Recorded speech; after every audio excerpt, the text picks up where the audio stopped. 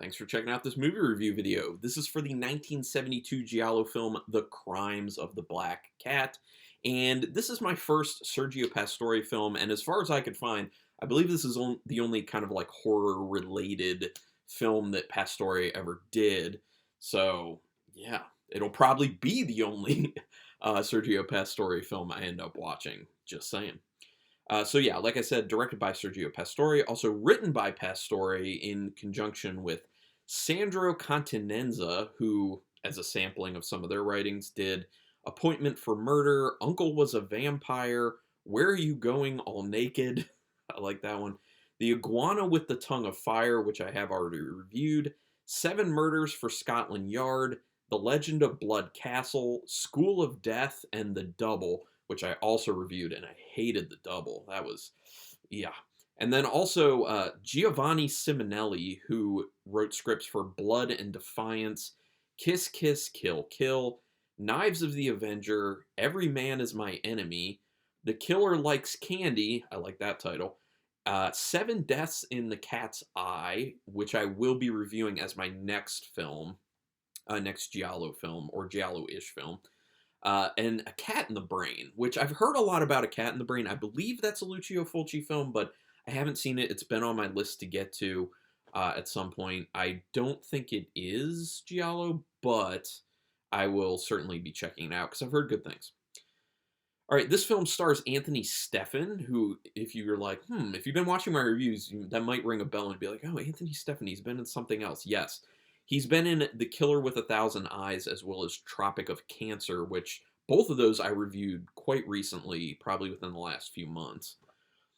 This film is also called Seven Shawls of Yellow Silk, which I think that the title that's being used right here is much better, Crimes of the Black Cat. First of all, points, I guess, for originality with how some of the people are being killed in this film. The whole situation with the repellent being put on the yellow shawl, which is then being given to people so that when the black cat gets represented to them, the cat freaks out, goes after them, scratches them, and then they put some poison on the claws, so then eventually the poison kills them, which makes it look like cardiac arrest. So, original, weird, giallo. Like that, all those things kind of go together, I guess. So I guess in a way I thought it was ridiculous and stupid, but also kind of fun and interesting. So, oh, also I should probably take a moment to showcase this shirt. This is something that my wife gave me as an early Christmas present. This is my first giallo-related shirt I've ever had. So she got it from Redbubble. If you just go to redbubble.com, they have tons of giallo designs, actually. And this one's pretty cool. As you can see, it literally says, lining this up when it's mirrored is tough, Giallo down here, and it has Argento, Martino, Bava, Fulci, Lotto, and Beto. If I could change it, I'd probably take Beto off, move Lotto down for the O, and have Lenzi as the L. That would be my ideal. But I actually posted this in a Giallo fan group on Facebook, and a lot of people loved it. They ordered extra, so much so that the person who designed it and is making it showed up in the group and was like, oh, thanks for the great response to this. And some people were asking for other designs. He's like, I will create more designs. So I think he's going to redo it and do some that have Lenzi and maybe some other names on it. So check it out. Anyway, sidetrack. Let's get back. The setup for this film with the lady seeming to be followed gives kind of an espionage vibe, especially when there's that one moment where she kind of like stops and is standing to wait to cross. And there's this really weird guy like standing kind of like behind her and to the side.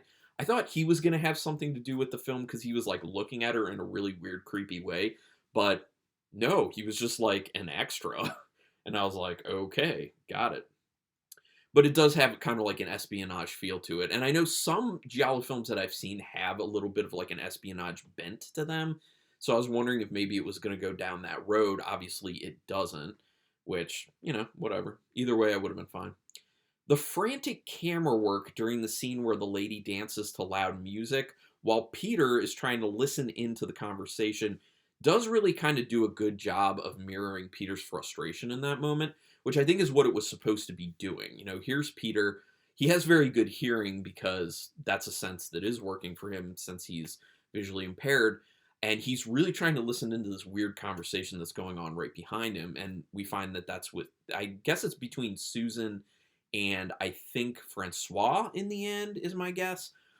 And because I believe Francois was the one who was providing Susan with the drugs, since Susan was a drug addict. And yeah, so anyway, so Peter's trying to listen into that conversation, and then someone decides to turn on the jukebox super loud and is dancing. And they have it like very frantic. It's like quick cuts. It's like kind of like all over the place camera work. And then they're also intercutting with it, showing like Peter's face of like frustration and like really trying to strain to hear what's going on in the conversation. So I think it was a good camera style representation of what was going on within Peter's mind at that point. So I like that. The scene of Susan in the white cape walking into the fashion studio has good tension building, and you actually kind of felt like she was going to end up getting offed at that point. At least I did. So, yeah, I like that. I like those moments where even though something didn't happen to her, like you have the feeling like it could. It kind of puts you on the edge of your seat to a degree, because with giallo films, you kind of don't necessarily know when it's coming. So I also like that it was a bit of a red herring as far as the killing goes, because it really did have that feel of like, here we go, this is where the murders potentially are going to start, but then it doesn't, and then you get it later. I will say, based off the whole fashion studio thing, that did give me a little bit of like a Blood and Black Lace vibe, because I mean, when I think about like films that take place within a fashion studio, Blood and Black Lace by Mario Bava, like, is the first thing that comes to mind, because A, I love that film, and B, I actually just watched it recently and had my wife watch it, and she actually was decent, okay with it. The guy with the scar on his face that comes peeking around the corner after Paula is found dead is a very strong red herring. I'm sure he's there just to be like, look at this guy. He looks so menacing. He has a scar on his face. Obviously, he's a bad guy. And he's being suspicious at the same time as he just kind of like peeks around the corner and is like, a dead body? Yeah, just one of those strong red herrings. And obviously, if you've seen enough giallo films, you know not to follow those strong red herrings. So I was like, there we go. Red herring number one. It does seem odd that Paula dies the night she tells Peter that their relationship is over. Now, obviously, that was kind of like the writing mechanism to get Peter's character involved in this whole thing. So, the inspector ends up saying that it is kind of suspicious that they happen to break up and then that night she dies. So he did have a little bit of suspicion with Peter, but he was way more focused on Victor, obviously, and for good reason. It's kind of sad when Peter says he's known that Paolo has been involved with other men and kind of resigned himself to just accepting that. Like, I wasn't expecting to feel like some sympathy for this guy, because giallo films, it's usually, if you feel kind of detached from the characters because it's kind of over the top and ridiculous, and a lot of times the characters aren't that well written. But I actually kind of like was feeling for Peter at that point. I was just like, oh man, that's really sad that like he was with this woman that he really loved who's now dead, and he's just talking about how, yeah, I mean, I knew that she was cheating on me, but I was just like, this is what's gonna happen. But then it's kind of weird that like he gets together with Margot so quickly after that. It just gives you the idea that he definitely had a lot more options and he was open to being with other people. So like, why was he sticking with Paula so vehemently? It was kind of weird. I'm confused as to how Harry was standing up when he was found dead.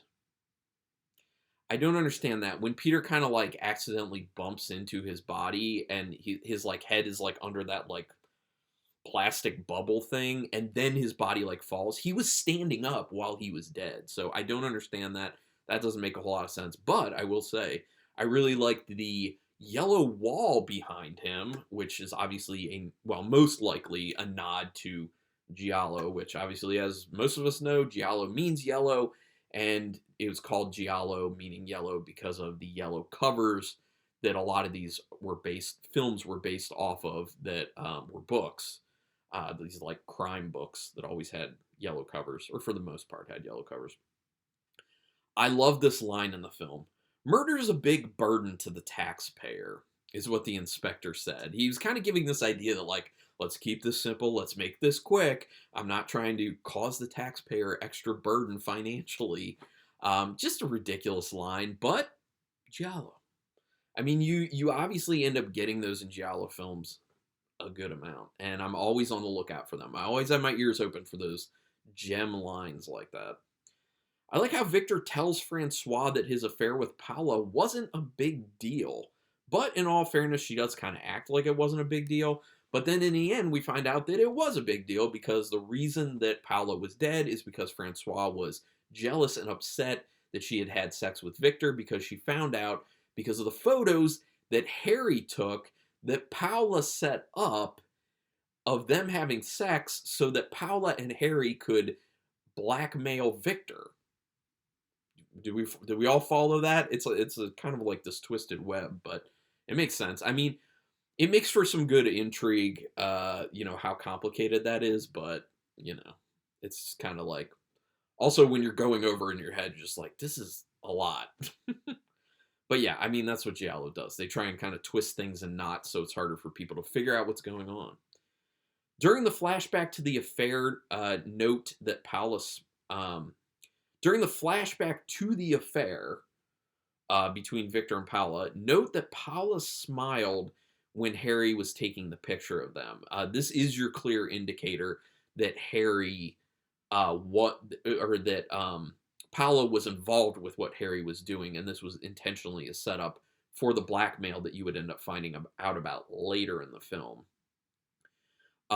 This was also serving the purpose of kind of putting attention on Harry and to a degree Paula as potentially involved initially in some sort of like murder scheme. Obviously, Paula's the first one to actually die, so she wasn't involved in her own murder, but maybe she was getting involved in something, you think, that caused her murder and that maybe was in cahoots with Harry, and then Harry ended up killing her. Your mind just goes spinning because there are lots of possibilities in giallo. It made me believe that Paula and Harry's deaths were not by the same person when they revealed that Paula died of cardiac arrest. This shows a person who tried to cover up the murder versus Harry's murder, which was brazen. And we do find out that they're not the same. I believe, what was it? The first murder actually was Victor. I think I said earlier that it was Francois, but no, I believe it was Victor who murdered Paula, and then after that, it was Francois. Or actually, it was a mix of Francois and Susan. Because the cat ones, as we found out at the end, the cat ones were Susan because she was, for some reason, living at a pet shop. Was she even selling those pets, though? Like, it had a storefront and everything. I don't even know if she was selling the pets. Like, it seemed like she had this pet store, but, like, maybe she wasn't even selling pets? I don't know. I don't understand that. But, yeah, there were numerous people involved with the killings here. It doesn't seem that Burton tried hard enough to get a picture of Susan, Burton being, Peter's butler. She basically unknowingly gave him the slip when he was following her because Peter wanted a photo, which, I don't know why. I guess Peter wanted it for the inspector. But, yeah, Burton didn't try too hard. Like, he was just like, because she doesn't even know that she's being followed, and she inadvertently gives him the slip. It's just kind of ridiculous. He's just bad at what he does, Burton. He's not cut out for that. Since Susan dresses in such an attention-grabbing way, it made me think she's not involved in any of the murders.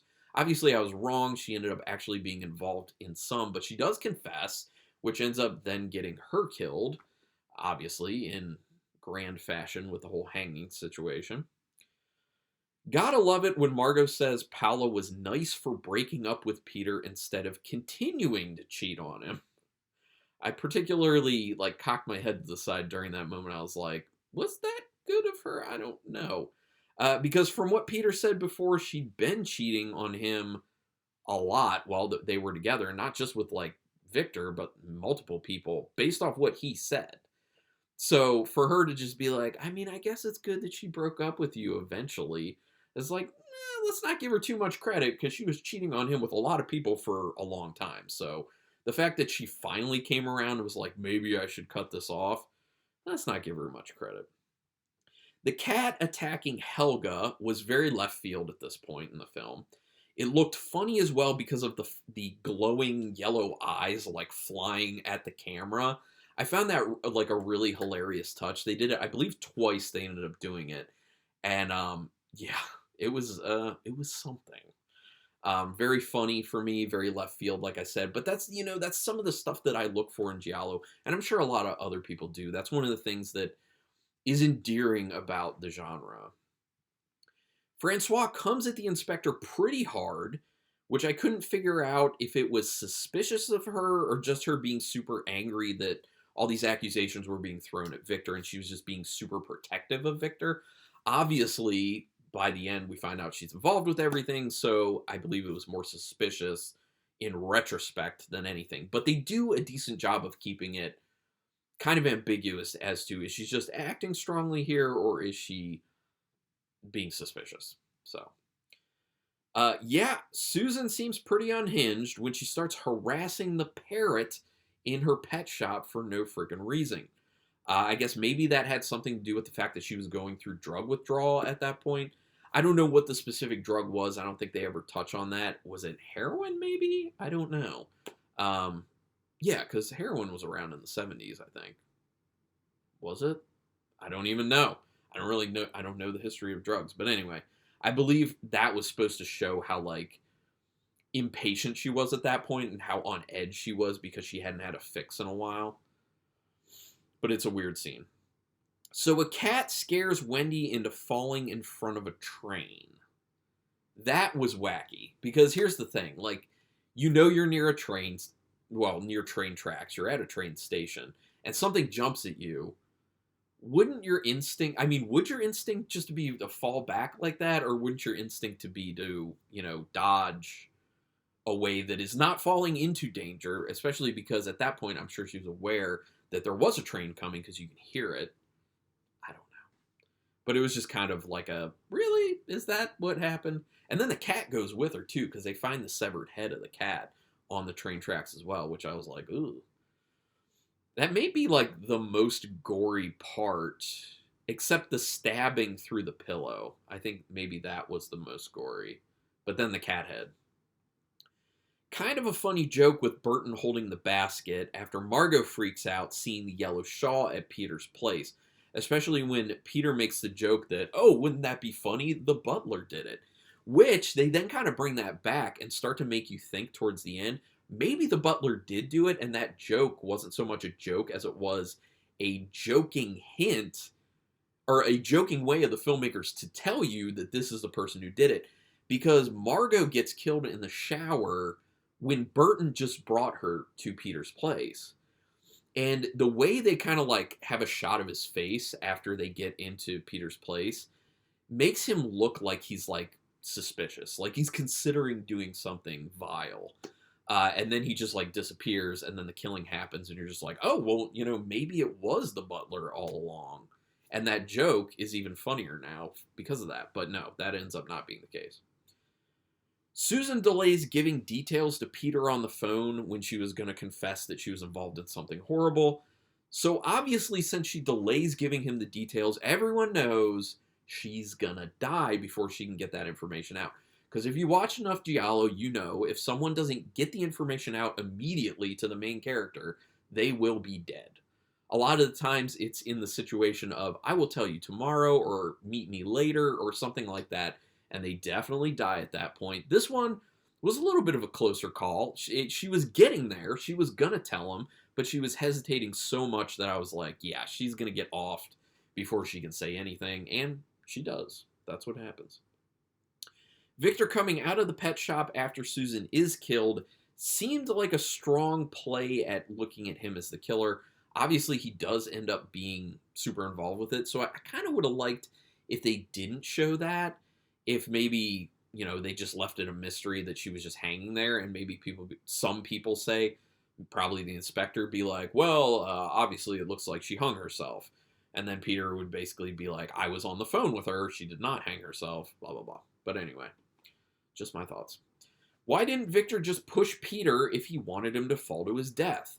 Yeah, I didn't understand that whole thing. First of all, I didn't know what that factory was that Victor led Peter to. And then the fact, so I mean, it was a cool setting because it looked like just some weird nondescript factory. But then the fact that he has him just like walking around, I mean, I guess he wanted to distance himself from the actual crime. But at that point, like you've already invited him there, so maybe some people know that you invited him there. So to not physically push him, like he literally led him up to like the edge of this pit, hoping that he would fall in, basically. So why is he just like playing this game? Why doesn't he just give him that little nudge, you know? Like, I don't know. It just seemed a little weird to just belabor it like that. And then he's like playing this game where he's like moving the crane around and like trying to knock him off. It's just like, why? Just like make it simple. You led him up to the precipice of a hole. Just shove him the rest of the way. Just finish the job, Victor. I guess Victor doesn't know how to swim. Because when he falls into that white liquid, he just sinks. Unless, I don't know, was that supposed to be glue or something? So, like, it was too much. It was too viscous. He couldn't, like, actually get his way out of it, and he just sinks. The way it looked, though, he just, like, gave up immediately. Or was just like, I don't know how to swim, so this is death. He didn't even try to tread water. It was so weird. Like, someone in that situation would definitely, like, try to swim. He just sunk like a stone. He was just like, okay, this is death. Goodbye. Weird. The scene of Margot getting sliced up in the shower was actually pretty good. Oh yeah, I amend what I said earlier. That was the most brutal and bloody scene of the film. Yeah, her getting sliced up in the shower, I thought it was shot pretty well. Like, you actually see the flesh getting cut at parts. When they were doing her breasts, like, that's when you were actually seeing they were actually fake breasts, and the blood's coming out, and they're actually being cut into with the razor. That was a good scene. Very brutal, very gory. That is what I look for in giallo as far as kills go, so they did a good job pulling that one off. Francois started the killing spree due to jealousy, then kept killing to keep it covered up. It was okay. Okay reveal, but you know, they're not all going to be winners. Overall, this film, it was okay as far as a giallo goes. It's not near my top at all. It's probably not even in the middle of all the giallos I've seen, which is 60-some at this point. Did I miss any explanation as to why Peter is good at solving crimes? Also, why the inspector wants his help so much in solving the crime of Paola being dead in the beginning? It just seems like another one of those, like, just because it's easy to write it that way in the script, just because you want to get this character in there somehow, which, you know, that happens in giallo films plenty, so that's my thought on it. But let me know in the comments if there was something I missed and there was like a legitimate reason. I think the only thing I really caught from the inspector was like, you were involved with Paola, so I want your help. Which, why would he really want his help? Because he then like gets crappy with him numerous times during the film, so I just don't get it. Note that the color of yellow does show up a few times in this film. There's a building that is painted yellow that they stop on for a while in one of the scenes. The wall behind Harry's body that I already talked about. The shawl itself is yellow.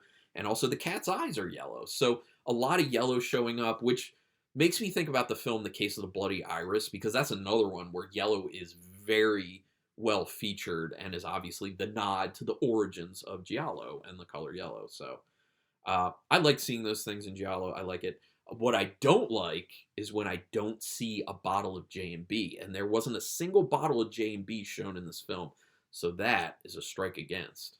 Just saying. So, out of 5 stars with half stars in play as far as giallo films go,